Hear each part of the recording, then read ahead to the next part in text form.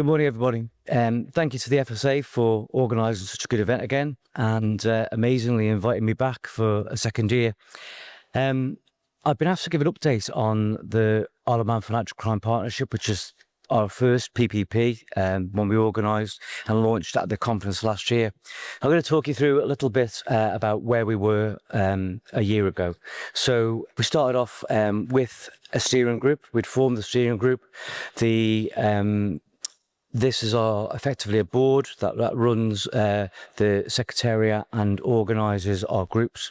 So we had that in place. We also had the first group, which is the banking group, and that was where the whole concept was born. We had started working on our first strategic project, which was human trafficking and modern slavery, and I'll talk a little bit further about that in a minute.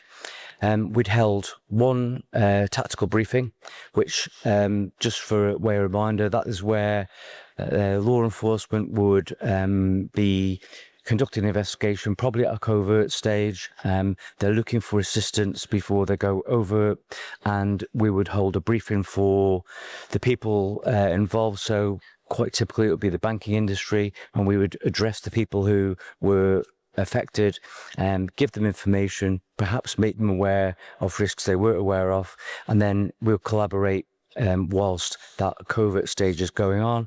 And then when it would become over, when perhaps executive action is taken, that's when the work would be done. But in that piece in between, that's what tactical briefing does. It kind of allows this collaboration. Okay, so we had applied to join EFIP, which is the Europol Financial Intelligence Public-Private Partnership, just trips off the tongue that. And we'd also set targets to try and improve our engagement with Gimlet Plus, which is the UK version of the same type of thing. Also at that time, we'd started to work on environmental crime projects. So we had the first one was an Egmont one, Egmont being the group of FIUs around the world. And we've since supplemented that with an EFIP one, which are quite closely related, and we did one of our own. So that's set the scene. What have we done in our year? We've now developed our steering group. This was kind of getting our ducks in a row. We've elected a co-chair from private industry. So thank you, Caroline, from RBSI for taking that chair. We're really trying to improve and get more of the private side involved. We started off with a bit of housekeeping, really. We revised our terms of reference so that we could bring expert people into the steering group to provide advice and also assistance. We also changed things so that we can invite other people. So at the very start, we had a group of people who were from the banking sector. We're now forming new groups. We wanted to try and get expertise from completely different industries onto that steering group, again, to govern what we do and to provide direction. So that's important. We can now do that. And then we increased our governance by a new strategic policy, which set our goals for 3 years. In this last year, we've then started our second group. It was very much in being, but we hadn't actually done it. So the TCSP group was born mid-December of 24, and that is now a mature group, I'm happy to tell you. It's made up from people who I first met when we were working on the National Risk Assessment, and these were pretty driven and committed people, expert in their own industry, and they were the type of people that I wanted to work with. So once the NRA work had sort of progressed, we said, would you like to join the Financial Crime Partnership and form a new group? And happily they did. So as I say, that group's been running. We have very recently formed another insurance group. That was mid-June of this year. We've only had one meeting before the school summer holidays, so we've had to pause things there. But the insurance group, again, it was made up from people I'd already met from work on the National Risk Assessment. So I've got high hopes for that group being a similar type of dynamic as the TCSP group. I mentioned strategic projects. The strategic projects are really important because at the end of the day, we're trying to do things together and produce something that will be worthwhile and of use to both the industries that work on it and then the wider public. So we've done 3 projects. We've done the human traffic and modern slavery one, and very shortly we're about to put out some of the products for that. There'll be some typologies, there'll be some red flags and indicator documents, and some further reading material, as well as the work we did with the banking group and the analysis we carried out on some local material. We've also started a money mule project with the banking group. This is about education. It's about trying to prevent people committing money laundering at a very early age. And really there's an exploitation side to that as well, which we're trying to get involved with the schools and just a wider communication. And then the last one is a project we have with the TCSP group, which is on limited service provision. So it's considered a relatively high risk area, registered office, registered agent, and this group is now working on a way we can provide guidance for the wider industry, and perhaps set out ways that risks that are present can be mitigated.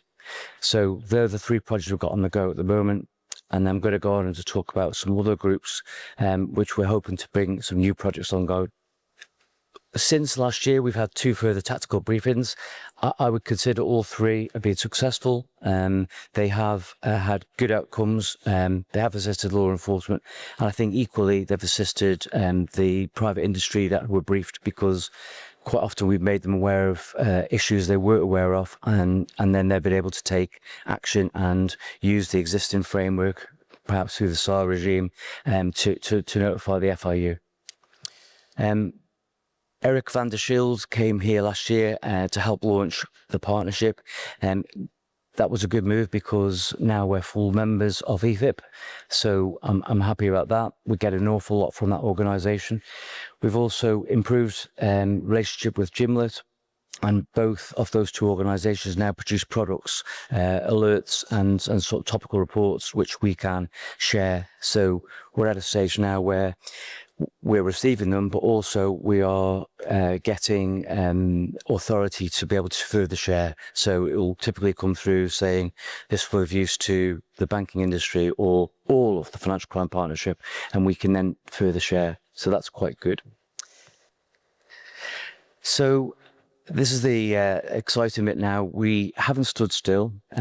We've done a lot of work with the steering group about where should we go next. I'm really happy to announce we've formed a 4th group. This was only last week, so we got a mixture of people together who were all related to the e-gaming industry, and we approached them and said, would you like to form a group? Prior to that, the steering group had been tasked with, well, where do we go? They use a risk-based approach, as a lot of people in the room do, and they were looking at what the new national risk assessment might include. They were looking at whether risks would increase in the gaming area, and then also taking a bit of cognizance of the national risk appetite statement, which was released not that long ago. So this is a new idea. I would describe this new group as a fusion group. It's made up of about 10 different parties, which are on the screen now. E-gaming operators, e-gaming software suppliers, banks, money transmission services, VASPs, TCSPs, e-gaming service providers, the Gambling Supervisory Commission as one of the regulators, but also the Financial Services Authority as a second, and then the police. So we've taken a model that we've used in all the other groups with regulators, police, the FIU as secretariat, and then we've approached a different group of people. The first 3 groups are all sectoral, and that works very well, and we are concentrating on work with those that affect their industries. This group is different in the sense that we have got people from a wide variety of industries, but they all combine to provide a common goal. As I did call it a fusion group. The people involved share the goals of all or some of their business relates to e-gaming. They're all interested in reducing risk in that sector. We all want good e-gaming business to be attracted to the Isle of Man, and we want the Isle of Man to be a jurisdiction of choice for e-gaming as well. So very much risk-based, as I said. This is exactly why the steering group led us down this idea, and we're hoping that this fusion idea will really pay dividends, because we've had one meeting and the people that were at that meeting were extremely enthusiastic about what we could do. So we're going to meet again end of this year before a full program next year, and we're going to set our new strategic projects then for that group. So just a little bit more on the group that I've just mentioned. It is a new approach. We haven't tried it before. We've got experience with the other groups, the sectoral groups, and we're hoping that using exactly the same model, we can transfer some of that good work into this new group.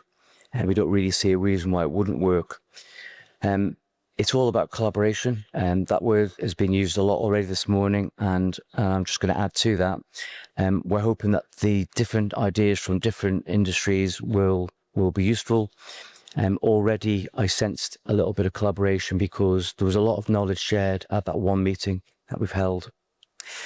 And then finally from me then, we're a bit of a statement really. We are at the moment going to concentrate on those two new groups. So insurance and e-gaming risk group have really only just got off the ground.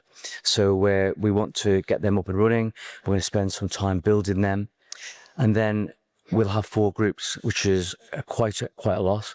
But we are aware that there are all other parts of the industry on the island who are interested in sort of forming this type of relationship, and we are absolutely open for that. But we need to get going first. So we're going to take a step back, make sure that what we've got arranged so far works, and then we'll look forwards again. So that's a whistle-stop tour of what we've done in the last year. I don't know if there's any questions that you'd like to ask about the Financial Crime Partnership or anything I've just said. Okay, so a couple of questions on Slido. Thanks, Terry. How do you get involved in the groups? Is it invite only? No, so we take sort of a lead from many sources. I say generally we talk about things at the steering group, and I did say before it's very much risk based. So they would provide a lead. We talk a lot to the associations, so most of the groups have associations, and we meet in other meetings. So I'm actually going to those sort of meetings, and I guess we network in that way. But what we would do is we would perhaps speak to somebody and then ask them who is the right people in their industry that we should be working with. But if people want to get in touch with you as the head of the Financial Crime Partnership, they absolutely can. Yeah. As I said, we're going to try and take stock for what we've got going so far, because we've got to be effective. It's got to work, but we are going to look ahead again. Okay. What will the outputs of the strategic projects be? Will they be made public? I guess this is really important from an accountability perspective for us. Sure. Well, I think I did mention we have to be productive, and we've got to be producing something that's usable and visible. So the first project is going to be given typologies and then information which we'll share. The one I mentioned with the TCSP group is going to be producing guidance. So the FSA already have guidance of sorts for the TCSP industry. This is going to sit alongside it, and then once we've finalised it, it will be shared not only with the TCSP industry but also publicly. It'll be on our websites as well. So there'll be elements of that'll be useful for all industries. Okay, I'm conscious that you are now standing between us and caffeine, so I'm going to get 2 more quick questions, and then we'll talk about next steps. Would you be setting up groups for all licensed classes? You've kind of answered that, but just clarify that. For all licensed classes, would you be setting up groups for all licensed classes, or is it just on a kind of an as needed? So we haven't got a definitive plan. I mean, so the e-gaming risk group was only really discussed this last few months. So as things crop up, we look whether the Financial Crime Partnership could play a role. Sometimes it can, sometimes it might not be as obvious. So we are open for ideas, and I say that's where the steering group is really useful. And once we get other people into it as well, I think we'll have plenty of ideas. And I guess building on that, would you consider non-licensed software suppliers joining the group? Sure. So to talk about that e-risk group there, we've invited so far 9 representatives from private industry. If you put the public representatives in, I think we're up to a group of about 15. And that's quite a large group. And then you look at issues with where do you hold meetings, how often can these people all get together. So sometimes it's useful to have a smaller group. There's no right or wrong, I don't think. Okay. And if people want to get in touch with you, Terry.Stevens? Yeah, at the FRU. So yeah, it's I haven't got my email up there, but I'll be around all day today. And We'll add it to the slide deck, so when we circulate it at the end, they've got contact details. Okay. yes, thank you. Terry, thank you so much. Terry Stevens from the FRU. Thank you.